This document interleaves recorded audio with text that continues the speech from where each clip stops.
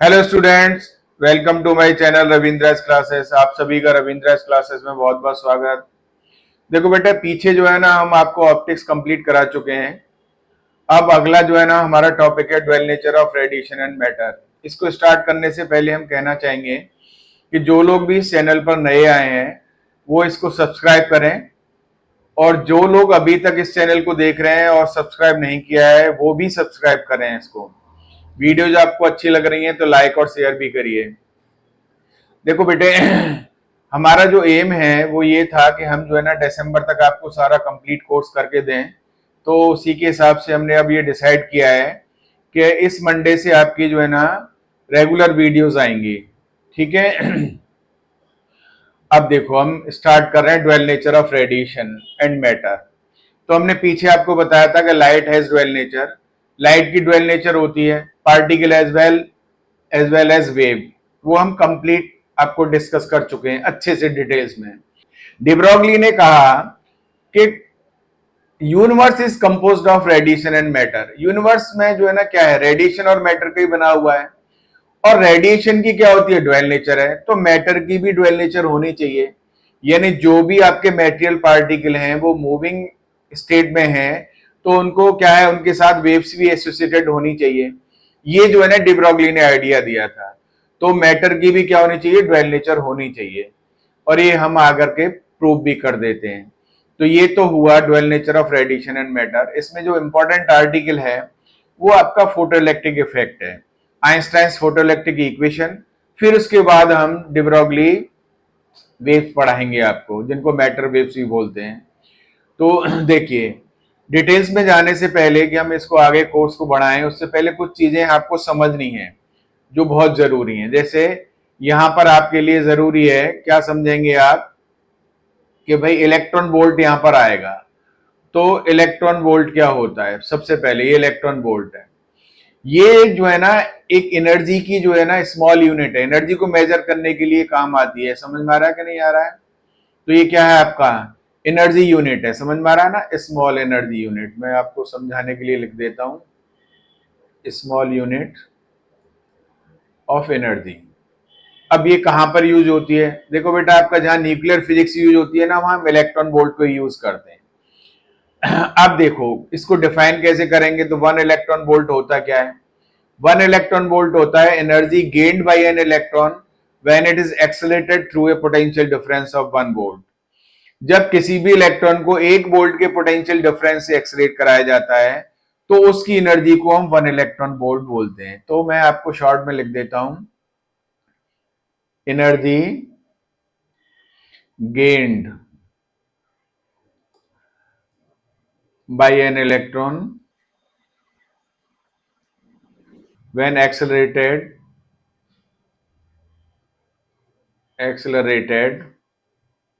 through a potential difference of 1 volt,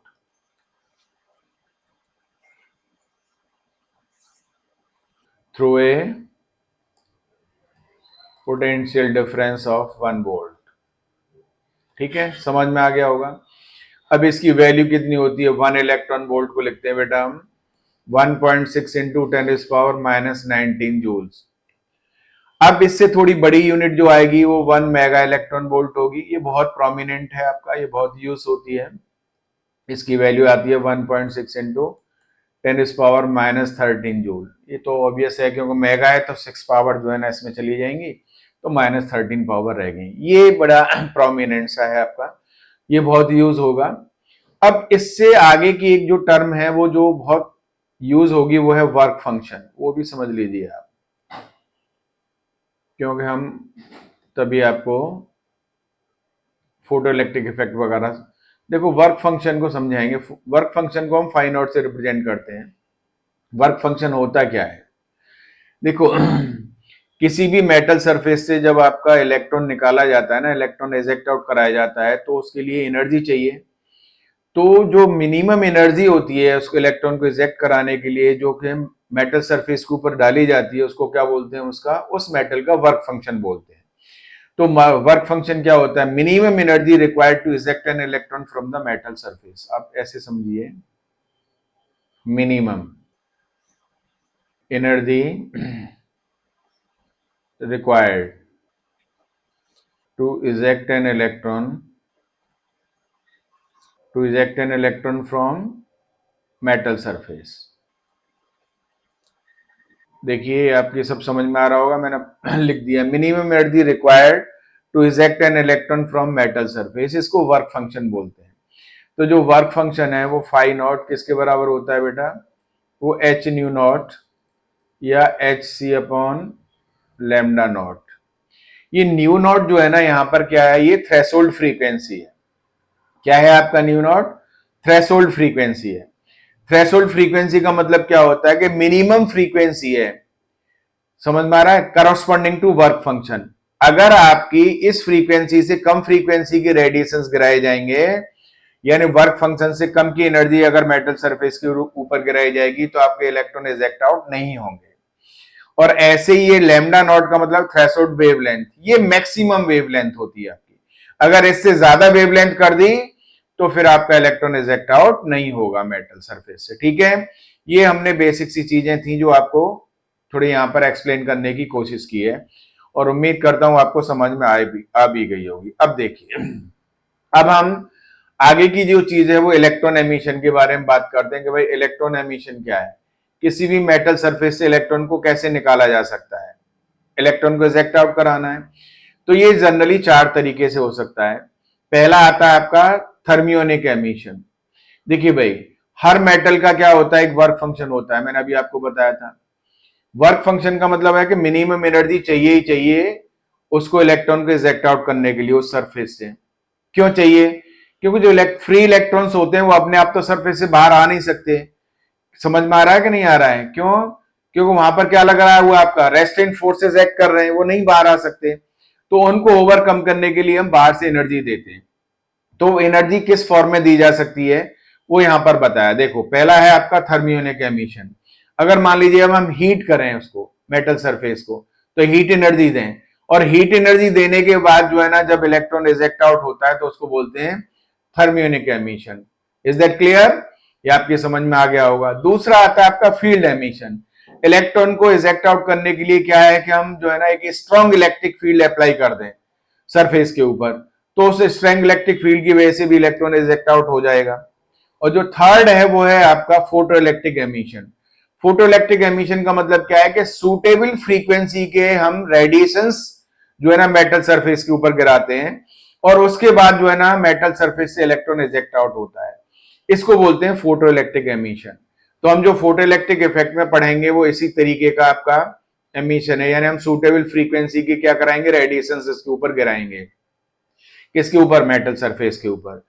अब fourth आता है आपका सेकेंडरी एमिशन। सेकेंडरी एमिशन का मतलब है, सेकेंडरी नाम ही इसका है कि इलेक्ट्रॉन को इजेक्ट आउट करा रहे हैं बाय बम्बार्डिंग, क्या है, द इलेक्ट्रॉन्स। इलेक्ट्रॉन्स के बम्बार्डमेंट से जो हाई क्या है एनर्जी के इलेक्ट्रॉन्स हैं उनको हम मेटल सरफेस के ऊपर उनका बम्बार्डमेंट कराएं, और फिर उसके बाद जब इलेक्ट्रॉन इजेक्ट आउट होगा तो उसको हम बोलते हैं सेकेंडरी एमिशन। तो हमने देखा कि इलेक्ट्रॉन का एमिशन इन डिफरेंट वेज में किया जा सकता है, ये आपको अच्छे से समझ में आने चाहिए, और मैंने बता दिया, ये समझ में आ गया। ठीक है, अब हम बात करते हैं, जो हमारा मेन जो आर्टिकल है वो है फोटो इलेक्ट्रिक इफेक्ट। ठीक है बेटा, फोटो इलेक्ट्रिक इफेक्ट। देखो, इसने हर्ट्स ने जो है ना, इसको हेनरिच हर्ट ने जो है ना डिस्कवर किया था। तो फोटो इलेक्ट्रिक इफेक्ट को किसने डिस्कवर किया था, हर्ट्स ने। समझ में आ रहा ना, तो ये हर्ट्स मैं यहां पर ऐसे लिख देता हूं, आप समझ जाएंगे। हर्ट्स ने इसको डिस्कवर किया था, और इसको हॉलवार्थ एंड लेनार्ड्स ने जो है ना क्या है, एक्सपेरिमेंटल इसकी स्टडी की, उन्होंने बहुत अच्छे से इसको स्टडी किया। तो फोटो इलेक्ट्रिक इफेक्ट होता क्या है, सबसे पहले हम बात करेंगे। देखिए, जब एक मेटल सरफेस के ऊपर सूटेबल फ्रीक्वेंसी के रेडिएशंस गिराए जाते हैं तो उस मेटल सरफेस से इलेक्ट्रॉन इजेक्ट आउट होते हैं। कंडीशन ये है कि जो एनर्जी है इंसिडेंट रेडिएशंस की, वो हमारे वर्क फंक्शन से ज्यादा होनी चाहिए, तो इलेक्ट्रॉन इजेक्ट आउट होंगे। इस एमिशन को ही जो है ना हम the phenomena of ejecting of electrons from the metal surface when radiations of suitable frequency fall on it is called photo electric effect. तो फोटो इलेक्ट्रिक इफेक्ट होता क्या है, फिर मैं रिपीट कर रहा हूं, ejection of electrons from the metal surface when radiations of suitable frequency falls on it. अब सूटेबल फ्रीक्वेंसी का मतलब क्या है कि वो फ्रीक्वेंसी थ्रेशोल्ड फ्रीक्वेंसी से ज्यादा होनी चाहिए। तो फोटो इलेक्ट्रिक इफेक्ट के लिए जो एसेंशियल कंडीशन है वो ये है कि इंसिडेंट रेडिएशंस की फ्रीक्वेंसी थ्रेशोल्ड फ्रीक्वेंसी से ज्यादा होनी चाहिए, या वेवलेंथ की बात करें तो जो है ना lambda must be less than lambda naught, यानी जो वेवलेंथ है इंसिडेंट रेडिएशंस की वो क्या होनी चाहिए, थ्रेशोल्ड वेवलेंथ से कम होनी चाहिए। तो ये एसेंशियल कंडीशन है, मैंने यहां पर आपको लिख दी है, तभी आपका फोटो इलेक्ट्रिक इफेक्ट जो है ना का फिनोमेना आकर करेगा, अदरवाइज नहीं करेगा। ठीक है, तो ये क्या लिख दिए, ये एसेंशियल कंडीशन है। ठीक है ना बेटे, समझ में आ रहा होगा, ये बहुत जरूरी है आपका समझ में आ रहा, ये एसेंशियल कंडीशन है। ठीक है, लिख दिया यहां पर, ये एसेंशियल कंडीशन है कि new is greater than new not. अब देखिए जिन साइंटिस्ट ने इसको स्टडी किया, मैंने अभी आपको नाम बताया था, क्या क्या नाम बताए थे आपको, हॉलवाच एंड लेनार्ड्स, ये दो साइंटिस्टों ने इसको एक्सपेरिमेंटली स्टडी किया फोटो इलेक्ट्रिक इफेक्ट को।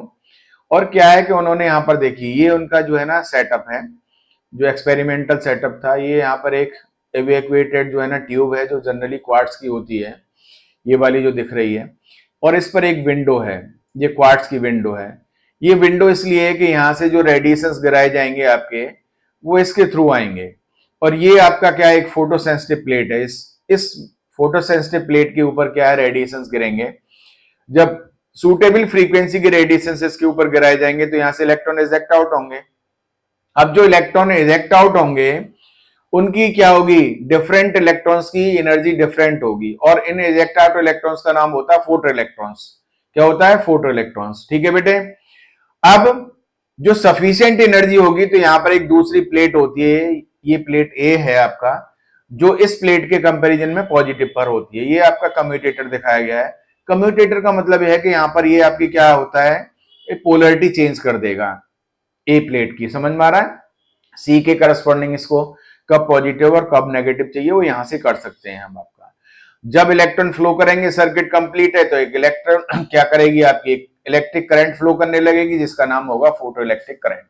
ये आपको क्लियर हो गया होगा।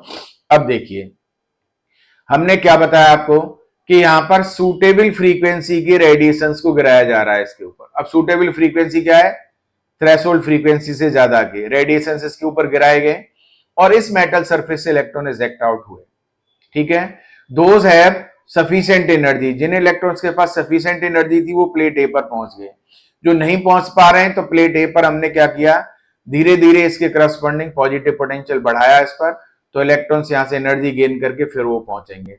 तो फोटो इलेक्ट्रिक करंट धीरे धीरे फिर क्या होगी आपकी, इंक्रीज करने लगती है। जितने सारे के सारे फोटो इलेक्ट्रॉन्स जो यहाँ पर इजेक्ट आउट है, जब वो ए पर पहुंचने लगेंगे तो उसके बाद अगर आप प्लेट ए पर पॉजिटिव पोटेंशियल बढ़ाएंगे भी तब भी करंट नहीं बढ़ेगी, क्योंकि जितने भी इजेक्ट आउट हुए थे ना वो सारे पहुंच गए। तो तब करंट जो है ना क्या होगी, ये की कांस्टेंट वैल्यू आएगी, और उसको सैचुरेशन करंट के नाम से जानेंगे। अभी हम बाकी आगे डिटेल्स में इसको ग्राफ के थ्रू सब कुछ बताएंगे। तो ये मैंने इसका एक्सपेरिमेंटल जो भी सेटअप था उन साइंटिस्ट का, हॉलवाच और लेनार्ड्स का, वो मैंने आपको बता दिया है। ठीक है बेटे, अब देखिए कि यहां पर जो है ना हमने फोटो इलेक्ट्रिक करंट निकल गई, तो फोटो इलेक्ट्रिक करंट के ऊपर किन किन चीजों का क्या क्या इफेक्ट होगा वो समझना है आपको। वो मैं आपको नेक्स्ट पेज से स्टार्ट कराऊंगा कि हम यहाँ पर तीन चीजें आती हैं। देखिए पहले आती है आपकी इंटेंसिटी, तो वो समझ लेना चाहिए आपको कि इंटेंसिटी। अब देखो इंटेंसिटी ऑफ इंसिडेंट रेडिएशंस का मतलब क्या होता है, इंटेंसिटी का यहां पर है। देखिए इंटेंसिटी जब वेव ऑप्टिक्स में पढ़ते हैं, यानी समझ में आ रहा है, जब वेव नेचर ऑफ रेडिएशंस को कंसीडर करते हैं तब इसका सीधा सा मतलब होता है एनर्जी फॉलिंग पर unit time per unit area. जब हम वेव नेचर ऑफ रेडिएशंस की बात करते हैं, जब हम पार्टिकल नेचर ऑफ रेडिएशंस की बात करेंगे तो इसका मतलब होता है number of photons per unit time per unit area, यानी number of photons per unit time. तो उस केस में हम नंबर ऑफ फोटॉन्स से इसको डिफाइन करेंगे। तो एक सबसे पहला आएगा आपका, जो यहां पर तीन चीजें हैं जिनके बारे में डिस्कस करेंगे, इंटेंसिटी। दूसरा है जो आपका यहां पर ये पोटेंशियल जो लगाया जा रहा है, तो आपका ये क्या होगा, आपका पोटेंशियल अप्लाइड, तो पोटेंशियल को स्टडी करेंगे।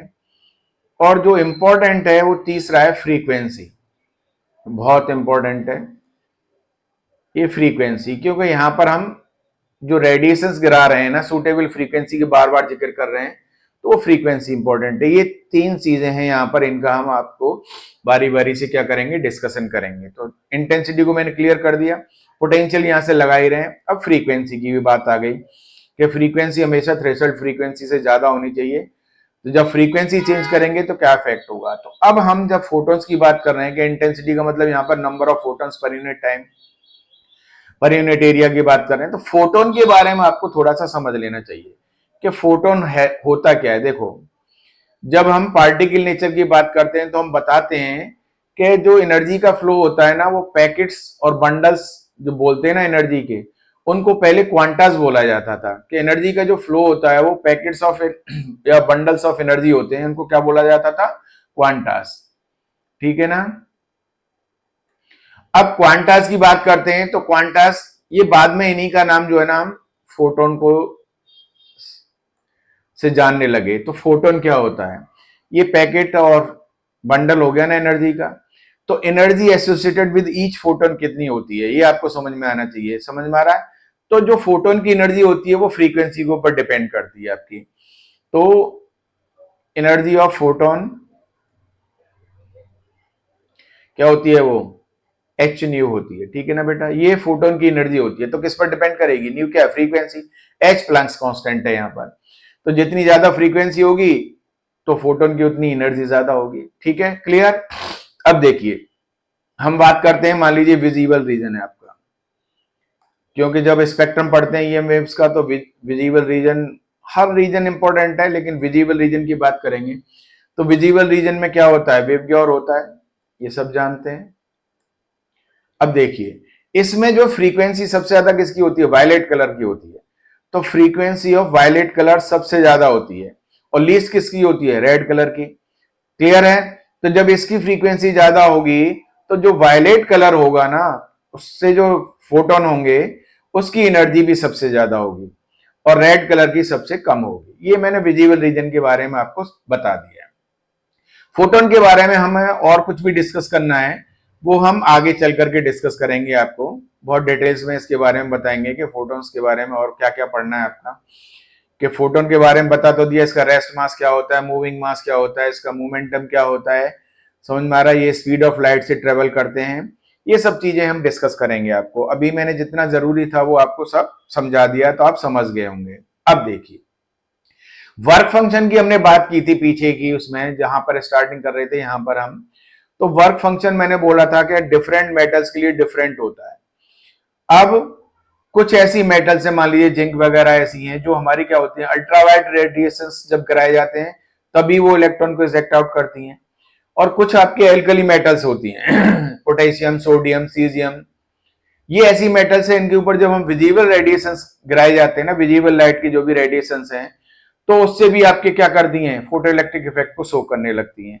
तो वर्क फंक्शन जो है ना वो किस पर डिपेंड करता है, नेचर ऑफ द मेटल के ऊपर डिपेंड करता है। ठीक है बेटा, ये आपका इंपॉर्टेंट पॉइंट हो गया, तो ये आपको समझ में आना चाहिए। अब हम आपको आगे इसको डिस्कस करते हैं कि फोटो इलेक्ट्रिक इफेक्ट जो है ना जब होता है तो यहां से क्या होता है, फोटो इलेक्ट्रिक करंट फ्लो करती है। तो फोटो इलेक्ट्रिक करंट के ऊपर इंटेंसिटी का क्या इफेक्ट होगा, पोटेंशियल का क्या इफेक्ट होगा, और फ्रीक्वेंसी का भी क्या इफेक्ट होगा, ये हम बारी बारी से डिस्कस करेंगे। और बहुत ही जो है ना इंपॉर्टेंट आर्टिकल है। देखो, इस चैप्टर में से मैं आपको बताऊं, फोटो इलेक्ट्रिक इफेक्ट के ऊपर एक क्वेश्चन पूछा जाता है, और एक जो है ना वो डिब्रोगली हाइपोथेसिस जो आती है, डिब्रोगली वेवलेंथ वगैरह, वहां से क्वेश्चन पूछा जाता है।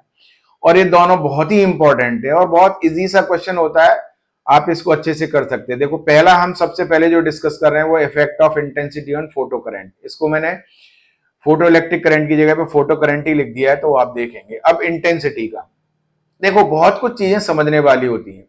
जो फोटो इलेक्ट्रिक करंट है वो यहां से पता लग रहा है कि इंटेंसिटी ऑफ इंसिडेंट रेडिएशंस की डायरेक्टली प्रोपोर्शनल होती है, तभी हमें क्या, we are getting a straight line curve. समझ में आ रहा है ना। तो क्या होता है कि यहां पर जो फोटो इलेक्ट्रिक करंट है, जिसको क्या बोलते हैं हम, फोटो करंट बोलेंगे। अभी क्या बोलेंगे इसको, फोटो करंट बोलेंगे। ठीक है बेटे। तो फोटो करंट क्या होती है, directly proportional to intensity. Is that clear. अब मैं फोटो करंट ही लिख देता हूं, आप समझ लीजिए। Photo current is directly proportional to intensity of incident radiation. ठीक है ना, इंटेंसिटी आप समझ ही जाएंगे इंटेंसिटी के डायरेक्टली प्रोपोर्शनल होता है। अब ऐसा क्यों होता है? क्योंकि इंटेंसिटी अगर हम बढ़ा रहे हैं इसका मतलब है कि number of photons per unit time हम इंक्रीज कर रहे हैं। जब number of photons per unit time increase कर रहे हैं तो आपके क्या है, number of photo electrons ejected पर यूनिट टाइम भी बढ़ रहे हैं आपके। यानी ये 1 to 1 फिनोमेना है। 1 to 1 फिनोमेना का मतलब क्या है कि एक फोटोन जब गिरेगा तो वो एक ही क्या करेगा, इलेक्ट्रॉन को इजेक्ट आउट करेगा। जब हम number of photons per unit time increase कराएंगे तो number of photo electrons ejected पर यूनिट टाइम भी बढ़ जाएगा। इसीलिए फोटो इलेक्ट्रिक करंट जो होती है वो इंटेंसिटी के डायरेक्टली प्रोपोर्शनल होती है। ये आपको बहुत अच्छे से समझ में आ जाना चाहिए। इंटेंसिटी इंक्रीज कराने का मतलब क्या है, नंबर ऑफ फोटॉन्स आप पर यूनिट टाइम जो है ना इंक्रीज करा रहे हैं, पर यूनिट टाइम इंक्रीज, ये साइन बढ़ा दिया मैंने। जब ये करा रहे हैं और ये 1 to 1 फिनोमेना है, मैंने आप 1 to 1 फिनोमेना, 1 to 1 फिनोमेना समझ में आ रहा है ना। ये शॉर्ट में लिख रहा हूं ताकि आपको समझ में आ जाए। 1 to 1 फिनोमेना का मतलब क्या है कि एक आपका फोटोन एक इलेक्ट्रॉन को इजेक्ट आउट करेगा, तो number of photons per unit time increase करेंगे तो आपकी ऑब्वियस सी बात है कि number of photo electrons ejected पर यूनिट टाइम भी बढ़ जाएंगे। नंबर ऑफ इलेक्ट्रॉन्स इजेक्टेड पर यूनिट टाइम, ये शॉर्टकट में लिख दिया, ये भी इंक्रीज कर गए। तो आपका ये ग्राफ हमें इस तरीके से मिल रहा है। कंडीशन क्या है यहां पर, वो आपको समझनी है। पहली कंडीशन कि फोटो इलेक्ट्रिक इफेक्ट के लिए new is greater than new not, नहीं तो होगा ही नहीं कुछ भी। दूसरी बात है कि जब हम इफेक्ट ऑफ इंटेंसिटी और ऑन फोटो करंट देख रहे हैं तो यहां पर हम फ्रीक्वेंसी और पोटेंशियल को कांस्टेंट रखेंगे। बहुत ही इंपॉर्टेंट चीज है आपकी। क्या क्या कांस्टेंट रखेंगे वो यहां पर मैं नोट करके स्टार करके आपको बता रहा हूं, ये आपको समझ में आ जाना चाहिए भाई क्या है। ये देखिए मैंने स्टार मार्क कर दिया है। Keeping frequency of incident radiations and potential constant, यानी तीन चीजों में से एक का इफेक्ट देख रहे हैं तो दो को कांस्टेंट रखेंगे, keeping frequency and potential constant. तब हमने इफेक्ट ऑफ इंटेंसिटी को डिस्कस किया है। तो ये पूरा इफेक्ट ऑफ इंटेंसिटी आपके साथ डिस्कस कर दिया, आप अच्छे से समझ गए होंगे, कहीं कोई दिक्कत नहीं है इसमें। अब दूसरा इफेक्ट देखते हैं बेटा। अब दूसरा इफेक्ट आता है effect of potential on photo electric current. ये बहुत इंपॉर्टेंट है, हर चीज ही यहां पर इंपॉर्टेंट है, लेकिन इनमें से कोई ना कोई पूछा ही जाता है आपसे। देखिए अब effect of potential on photo current क्या देख रहे हैं हम। देखिए ये यहां पर एक पोटेंशियल जो अप्लाई किया गया था वो था, और ये आपकी क्या है, इधर जो है ना फोटो इलेक्ट्रिक करंट है। हमने मान लीजिए I1 इंटेंसिटी के रेडिएशंस गिराए उसके ऊपर, I1 इंटेंसिटी के जब रेडिएशंस गिराए हमने, तो मैंने पहले ही बताया था कि जो इलेक्ट्रॉन इजेक्ट आउट हो रहे हैं उनमें कुछ में सफिशिएंट एनर्जी होती है और वो प्लेट ए तक पहुंच जाते तो करंट फ्लो करती थी। इसका मतलब इनिशियली जब पोटेंशियल यहां पर जीरो था तब भी आपकी करंट फ्लो कर रही है। अब जिनके पास सफिशिएंट एनर्जी नहीं थी तो हमने क्या किया कि इस कलेक्टर प्लेट के पोटेंशियल को थोड़ा इंक्रीज करा दिया। जब इंक्रीज करा रहे हैं तो देखो ये थोड़ी करंट बढ़ रही है, और जब सारे के सारे इजेक्टेड इलेक्ट्रॉन्स जो है ना प्लेट ए पर पहुंचने लग गए तो फिर आपकी करंट बढ़ना बंद कर दी। तो फिर ये क्या हो गया, आपका कांस्टेंट हो गई करंट की वैल्यू। इसको क्या बोलते हैं, सैचुरेशन करंट। ये सैचुरेशन हो गई इस इंटेंसिटी के लिए। समझ में आ गया। अब देखिए हमने जो पीछे कम्यूटेटर लगा हुआ है उसकी हेल्प से प्लेट ए पर आप क्या है, नेगेटिव पोटेंशियल लगा दिया विद रेस्पेक्ट टू प्लेट सी, जो हमारी क्या थी, वो फोटो सेंसिटिव प्लेट थी, उसके रेस्पेक्ट में। अब हमने जब नेगेटिव पोटेंशियल लगा दिया तो इलेक्ट्रॉन को क्या करेंगे, वो रोकेंगे, और धीरे धीरे हम यहां से पोटेंशियल बढ़ाते जा रहे हैं तो करंट कम होती जा रही है, कम होती जा रही है, कम होती जा रही है। और एक ऐसी सिचुएशन आएगी कि कोई भी फोटो इलेक्ट्रिक करंट सर्किट में फ्लो नहीं करेगी। तो वो पोटेंशियल जिसके लिए कोई भी फोटो इलेक्ट्रिक करंट सर्किट में फ्लो नहीं करती उसको बोलते हैं स्टॉपिंग पोटेंशियल। क्या बोलते हैं उसको, स्टॉपिंग पोटेंशियल। और इसका दूसरा भी नाम है, इसको एक कट ऑफ पोटेंशियल भी बोलते हैं, ठीक है ना। क्या बोलते हैं इसको बेटा, तो यहां पर मैं लिख देता हूं cut off potential, cut off और स्टॉपिंग पोटेंशियल। मैंने दोनों नाम लिख दिए तो अब आपके समझ में आ जाएगा, कोई दिक्कत नहीं है। इसको कट ऑफ पोटेंशियल भी बोलते हैं, ठीक है ना। रिटार्डिंग पोटेंशियल इसलिए कि उस प्लेट के रेस्पेक्ट में हमने क्या है, नेगेटिव पोटेंशियल लगा दिया। अब ये बात आ गई, अब ये होगा कब, कि भाई फोटो इलेक्ट्रिक करंट जीरो कब होगी। तो मान लीजिए हमने यहां से ये लग रहा है कि वी नॉट पोटेंशियल लगाया, तो वी नॉट पोटेंशियल लगाने पर क्या हुआ आपका कि जो वर्क डन हुआ इलेक्ट्रॉन के ऊपर वो ईवी नॉट हो गया बेटा। अब ईवी नॉट किसके बराबर होगा कि जिस भी इलेक्ट्रॉन की मैक्सिमम एनर्जी होगी, यहां पर देखिए भाई यहां से इलेक्ट्रॉन रिजेक्ट आउट हो रहे हैं, जो मैक्सिमम एनर्जी का इलेक्ट्रॉन जब इधर जा रहा है उसको जब रोक दिया जाएगा तभी करंट जीरो होगी ना। भाई एक ताकतवर इंसान को आप रोक दीजिए, बड़े सारे लोग खड़े हुए हैं, एक ताकतवर इंसान जो सबसे ताकतवर है उसको रोक दीजिए, बाकी तो वैसे ही भग जाएंगे। तो जब जिस इलेक्ट्रॉन की सबसे ज्यादा एनर्जी थी हमने रोक लिया, उसके करस्पॉन्डिंग हमने पोटेंशियल लगा दिया, उसको जो है ना वो बिल्कुल रुक गया, तो बाकी तो सब रुक गए, तो फिर फोटो इलेक्ट्रिक करंट जीरो हो गई। तो इसका मतलब है कि ईवी नॉट की वैल्यू क्या होनी चाहिए, उस इलेक्ट्रॉन की जिसकी क्या है काइनेटिक एनर्जी मैक्सिमम है उसके बराबर होनी चाहिए। इसलिए eV not is equal to क्या है, मैक्सिमम काइनेटिक एनर्जी आता है। और इसको फिर आप लिखना चाहें तो half m v maximum square लिख लीजिए। ये बहुत इंपॉर्टेंट है, आपका समझ में आ गया होगा। तो वी नॉट क्या है यहां पर, वी नॉट को क्या बोलते हैं, स्टॉपिंग पोटेंशियल। क्या बोलते हैं भैया, स्टॉपिंग पोटेंशियल। स्टॉपिंग और मैंने ऊपर भी लिख दिया था कट ऑफ पोटेंशियल, ठीक है। अब देखिए ये बात समझ में आ गई। अब हमने इंटेंसिटी बढ़ाई तो ये सब कुछ समझ में आना चाहिए। इंटेंसिटी बढ़ाने का मतलब क्या है कि number of photons per unit time आपने इंक्रीज करा दिए, तो ऑब्वियस सी बात है करंट आपकी ज्यादा होगी। फिर वही सेम चीज, थोड़ी सी करंट आपकी बढ़ी फिर सैचुरेशन हो गई। लेकिन अब देखिए पीछे हमने जो है ना जब पोटेंशियल रिटार्डिंग पोटेंशियल लगाया, नेगेटिव पोटेंशियल लगाया, तो करंट धीरे धीरे धीरे धीरे जीरो हो गई, लेकिन स्टॉपिंग पोटेंशियल सेम ही है। इसका मतलब क्या है कि स्टॉपिंग पोटेंशियल इंटेंसिटी से कोई रिलेशन नहीं रखता। इंटेंसिटी हम बढ़ा रहे हैं, स्टॉपिंग पोटेंशियल सेम आ रहा है। समझ में आ रहा है। तो स्टॉपिंग पोटेंशियल किस पर डिपेंड करता है, maximum kinetic energy of the electron ejected पर डिपेंड करता है। इसका मतलब क्या है कि जो इलेक्ट्रॉन इजेक्ट आउट हो रहा है उसकी काइनेटिक एनर्जी पर इंटेंसिटी का कोई इफेक्ट नहीं है। Intensity has no effect on the kinetic energy of photo electrons, यानी फोटो इलेक्ट्रॉन्स की काइनेटिक एनर्जी पर इंटेंसिटी का कोई इफेक्ट नहीं है। जब तक मेरे इस पूरे लेक्चर को आप नहीं ढंग से सुनोगे तब तक छोटे छोटे प्रश्नों का जवाब नहीं दे पाओगे, इसलिए बहुत अच्छे से इसको सुनना। इसका मतलब है कि intensity has no effect on the kinetic energy of photo electrons. Clear है। इंटेंसिटी बढ़ा रहे हैं, stopping potential same. Stopping potential कब चेंज होगा, जब काइनेटिक एनर्जी चेंज होगी, किसकी, जो फोटो इलेक्ट्रॉन्स रिजेक्ट आउट हो रहे हैं उनकी। अब काइनेटिक एनर्जी किस पर डिपेंड करेगी, फ्रीक्वेंसी ऑफ इंसिडेंट रेडिएशन के ऊपर। तभी तो हमने थर्ड बताया आपका फ्रीक्वेंसी के इफेक्ट पढ़ाएंगे।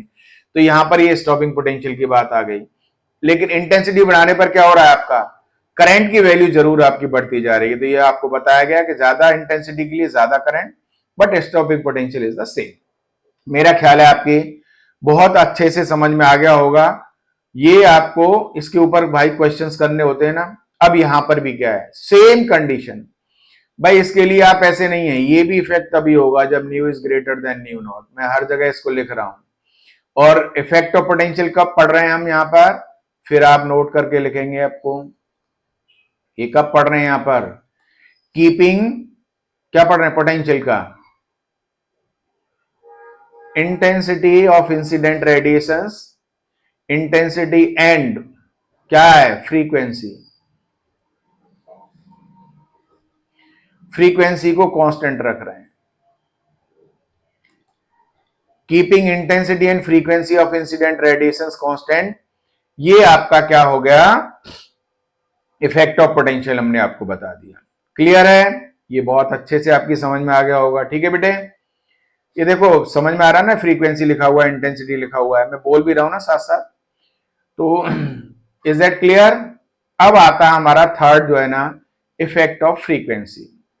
देखिए ये भी आपको लग ही रहा है कि काफी इंपॉर्टेंट होने वाला है, होगा ही होगा। देखिए बेटा क्या कर रहे हैं हम यहां पर, अब हमने same condition, new is greater than new not. अब मैं यहां पर पहले ही लिख देता हूं, कीपिंग इंटेंसिटी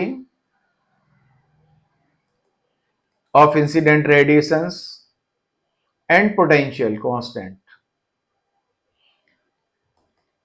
पोटेंशियल कांस्टेंट। भाई देखो, दो चीजों को कांस्टेंट रखेंगे तभी तीसरी का इफेक्ट देख पाएंगे। अब देखो, हमने फ्रीक्वेंसी बढ़ा दी और आपको हमने पहले ही बताया था कि फोटोन की फ्रीक्वेंसी क्या होती है, फोटोन की एनर्जी होती है एच न्यू। फ्रीक्वेंसी बढ़ने पर उसकी एनर्जी बढ़ रही है।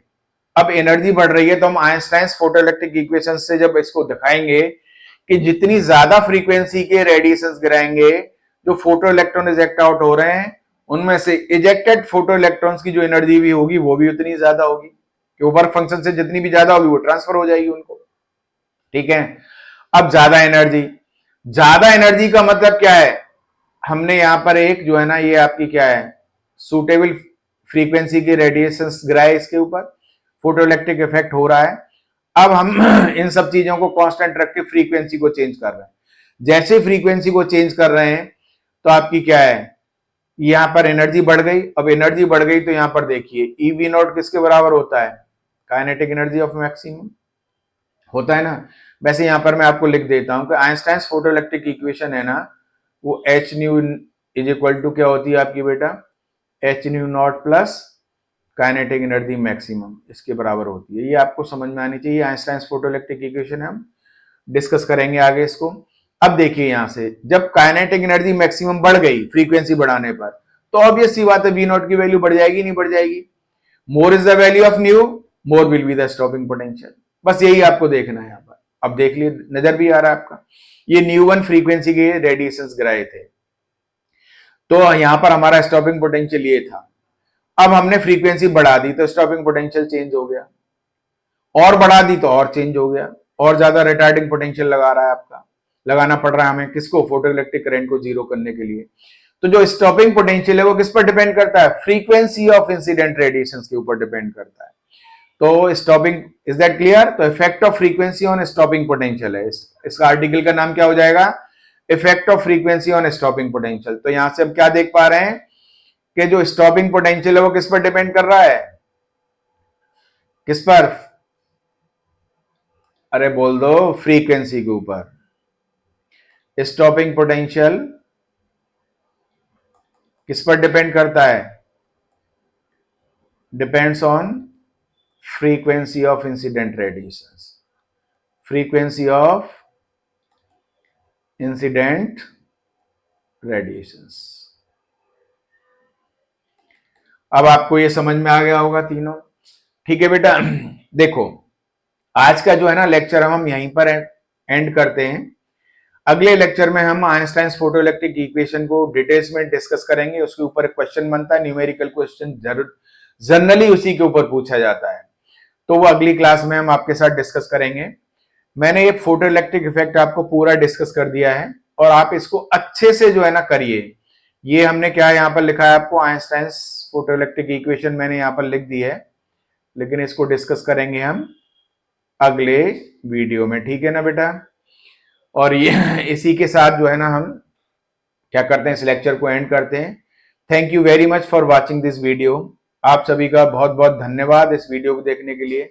फिर मैं आपसे एक बार आग्रह करता हूं कि भाई जिन लोगों ने भी इस चैनल को अभी तक सब्सक्राइब नहीं किया है वो इसको प्लीज सब्सक्राइब करें, क्योंकि मैं इतनी जो है ना आपको बढ़िया पूरी जो है ना फुल इंफॉर्मेशन दे रहा हूं आपको।